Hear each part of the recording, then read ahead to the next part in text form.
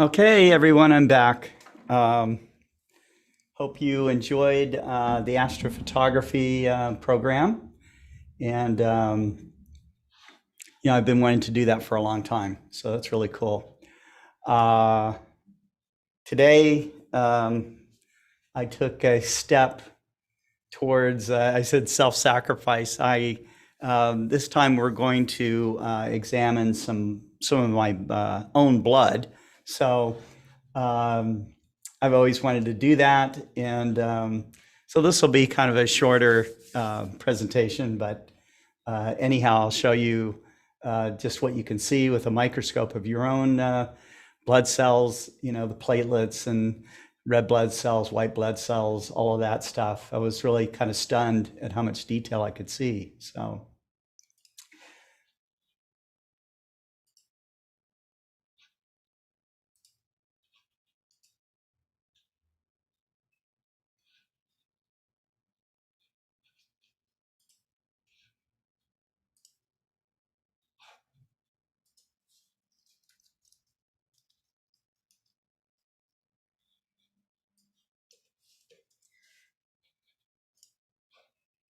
I like to share these programs with some of the groups I belong to.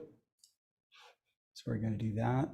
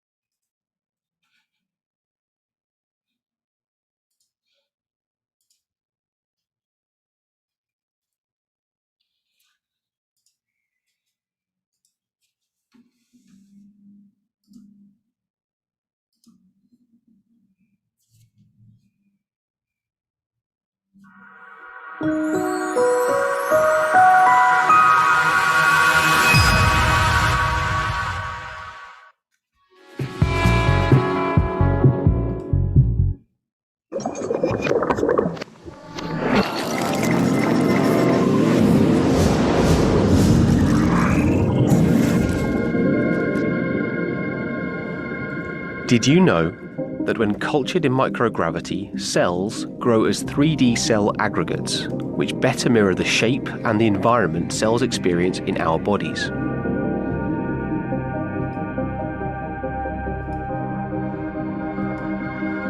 So here on Earth we have gravity, and that means that sedimentation and convection effects play a major role for cell culture. In space, on the other hand, these cells can also arrange themselves in 3D structures, such as spheres, and these structures better mirror the way the cells organize themselves in the body. And with these better simulation of in vivo-like conditions, we can now better evaluate the causes and the state and also the progress of large numbers of diseases.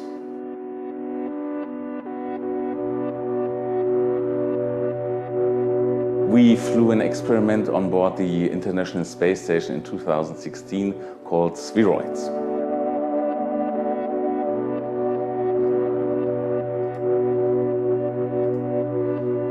With our spheroid experiment, we found that indeed some cells had assembled into globular 3D agglomerates, while others even formed more tubular structures, which were similar to the inner lining of blood vessels in the body.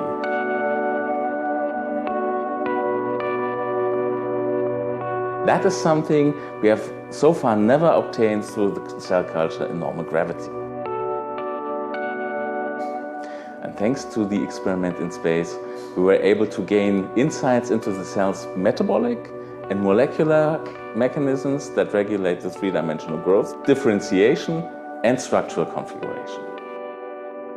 They are also helpful for the development of tissue engineering techniques and possibly drugs that mediate vascular development. Endothelial dysfunctions promote several diseases, among which atherosclerosis, hypertension, diabetes, and thrombosis. Acquiring more knowledge about the changes that space induces in those cells gives us new perspectives into vessel function maintenance and can lead to the development of new therapies to prevent cardiovascular diseases on Earth.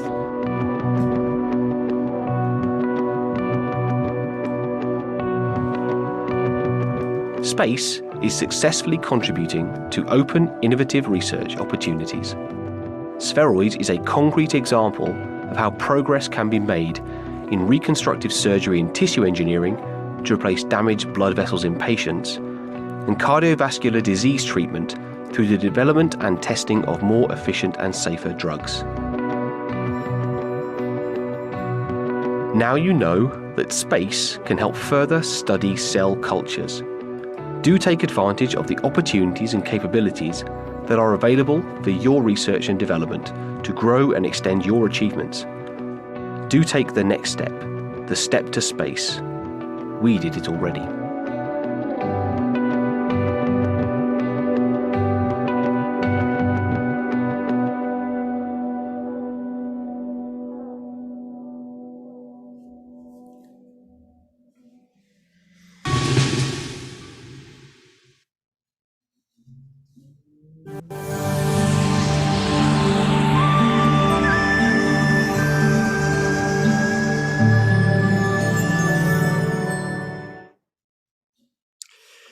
Well, hello, everybody. Hope you really enjoyed the astrophotography, focus on astrophotography show. It was a lot of fun, lots of knowledge there, combined knowledge, and lots of enthusiastic participation by the audience. I really love that. I have been, starting my, my path on learning microscopy. I'm surrounded with all kinds of optics and stuff, and I've always wanted to kind of dive into the microscopic world. So last week, you'll remember that I separated DNA from strawberries, which was something that was really kind of interesting and fun to do. And I wanted to show, I still have the slide from my last week's show. Of course, all the DNA that I separated is now dried up, okay? But you can still see the structure in it and everything. So let me share my screen here. And let's do that. There we go. Now, the camera that I'm shooting with on my my Infinity microscope from Bresser is a MicroCam 2. It's a 3.1 megapixel camera, and the software that you see, this MicroCam Lab software, does come with the camera as well. So, and it has lots of controls, for image processing or video capture. This is a live view that you're seeing right now, and you can see I've got this boosted up to about 400 magnification.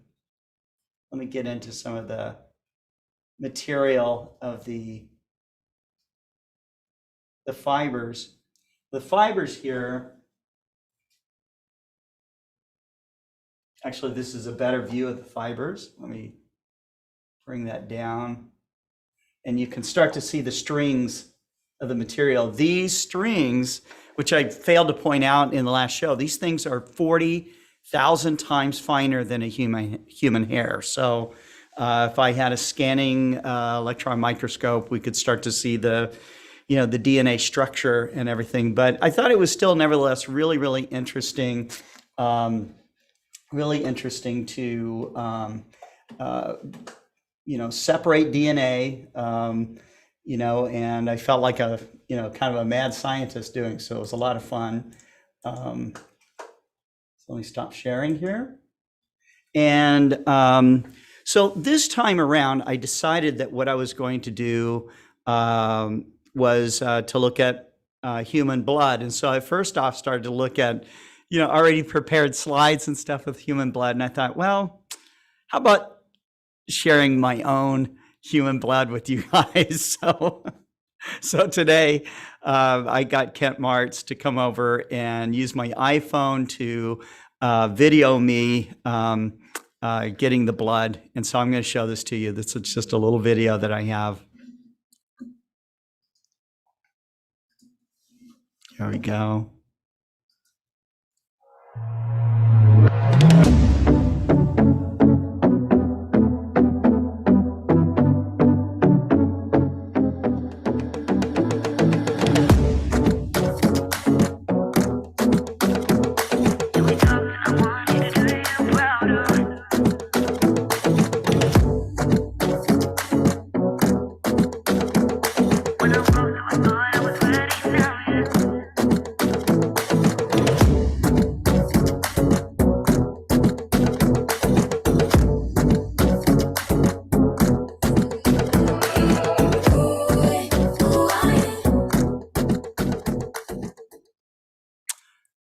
So that was just a quick video there. I used like a little needle, that you can get for, a kind of a diabetic kind of needle plunger. It's the first time I'd ever actually tried that. It was fascinating to see the blood cells moving in the slide. Now, I'm going to show it to you live through the microscope again, just so we can check it out. But, by this time, my blood has kind of dried out. This is the slide that I have here. You can see that I've got a cover slip on there. And there are, I think, thousands of these blood cells in here, including platelets, white blood cells, red blood cells.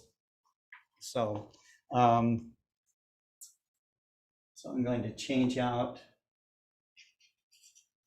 slide.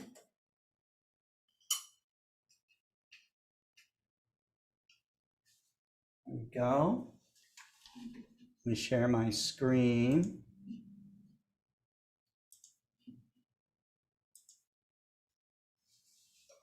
Here we are. Okay, and let's see. Let's focus. Let's course focus there. Okay. So actually it's not completely dried out. You can actually see them still moving around. Let me zoom up a little bit here so you can see some of these things still moving around. And there are just tons of red blood cells. There's white blood cells here, of course, as well. And I was reading about blood, and your body has roughly a gallon of blood, and it makes up something like, on average, like something like 7% of your body weight. So that is, it's interesting how resilient blood is, but it's also interesting to know that you're constantly making new blood cells. I think every day you're making, thousands and thousands of new red blood cells. And, I have to learn more about the components of blood, but, you can see with even a common kind of student level type of microscope like this one, that you can get quite good views. And so let me move this around a little bit so you can see.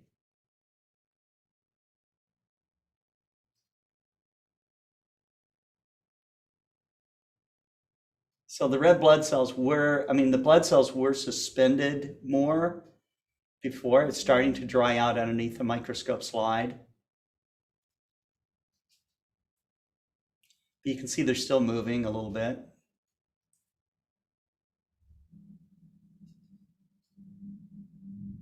And I guess the favorite part of the blood for me is the red blood cell, because it carries oxygen to your body. And, it really, all of it is very, very important, of course. But it just seems strange to look at parts of your, that make up you, okay, under the microscope. And so, this is something I wanted to share with you today. And let's read some of your comments here.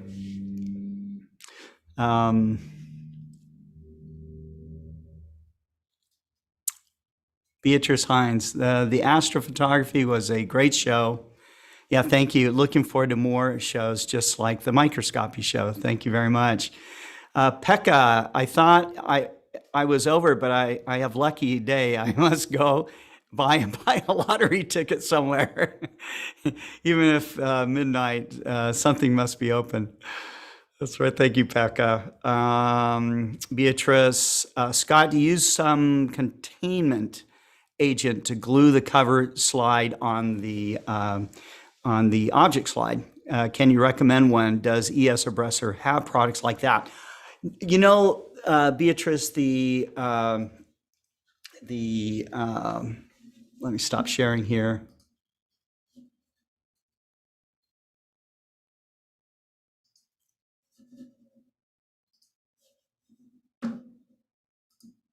There we go. The way that I was taught to do it is if you want to contain the object in underneath the cover slip, is just to use like a little bit of Vaseline. And so, you know, basically I was taught that you take let's pretend that this is the cover slip here. What you would do is, and this is just a regular microscope slide. The cover slips are much thinner, of course, but you take the cover slip and you take a little bit of Vaseline on the edge of your finger and you just kind of drag it along. So you've got like a line of Vaseline on this side, a line over here, a line over there, and a line over here. It is easier to use the bigger cover slips. Okay, I use the smaller ones, but the bigger ones are easy to drop onto your microscope slide, and the Vaseline actually kind of seals up the edges, and it works good for a period of time. I think that maybe some other people have used wax, that type of thing. There probably is something you could buy, maybe from Carolina Biological or something like that, that would allow you to seal up a slide specimen. And so, as you know, of course, as you're looking at different things and preparing specimens, you know, it's more fun to make your own than to buy them. But you can, of course, buy whole sets of slides and that type of thing. My slide preparation is still a little bit sloppy, so that it takes a little bit of finesse to get everything all prepared right. But that's the deal. Martin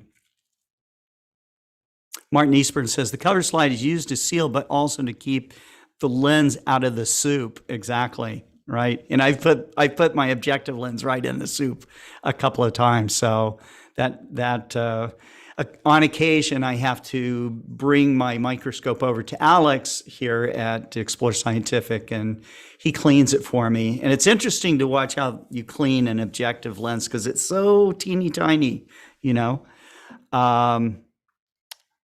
And Beatrice says, Scott, so you only use Vaseline. I did that too. It's been a while since I've used my microscope, but I thought there are other ways, products to do that. I think there is.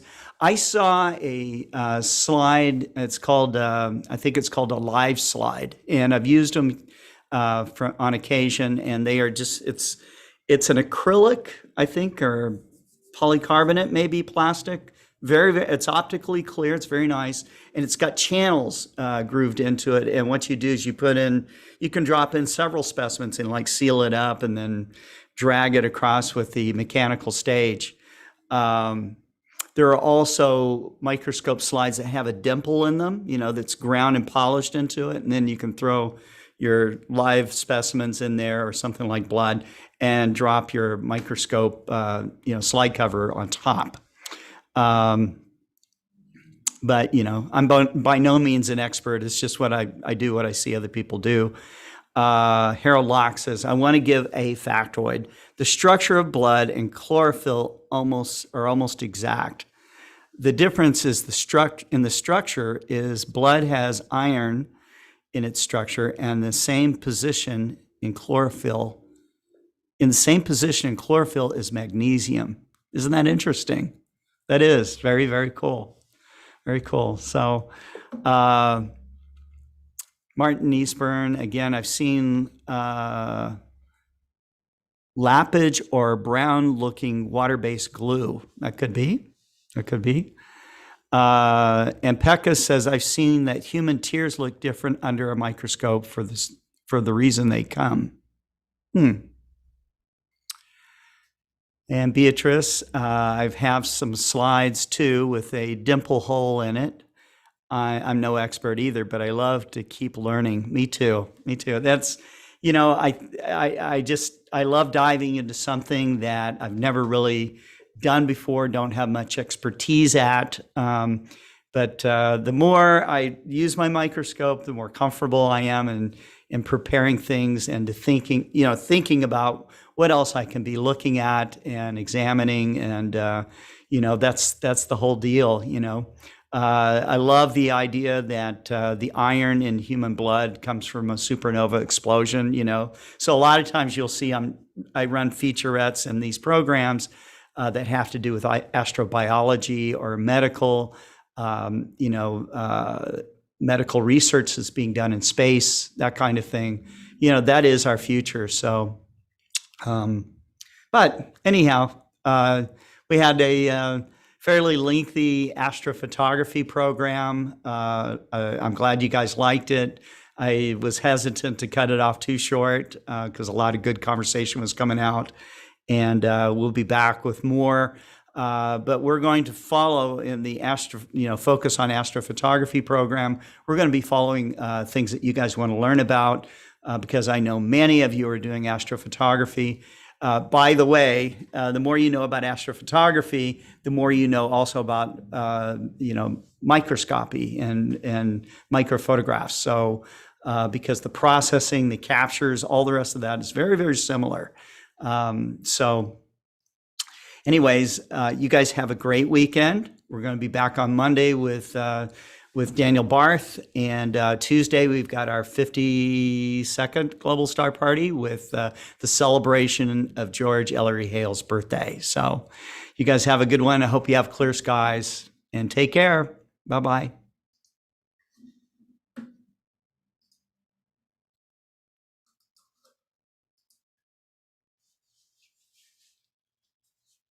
Hey everybody, Scott Roberts here with Mike Hatch, and we're here at Explore Scientific Live, and we wanted to show you the Bresser line of microscopes. Now we're just showing a few of them here. We've got microscopes that do fluorescence work, some used for metallurgy. A microscope like this can look at 3D objects, including things like circuit boards, or if you have insects or anything like that, this does an amazing job. A lot of these microscopes can also take a camera attachment, which is great. Like these right here with that trinocular. That's right, and we have a special camera that does that. Some of these other microscopes have a way to attach like your iPhone to them so that you can get images. This one right here has a built-in monitor, so it's pretty cool. The microscopic world is endlessly fascinating, just like astronomy is, and we hope that you take a look.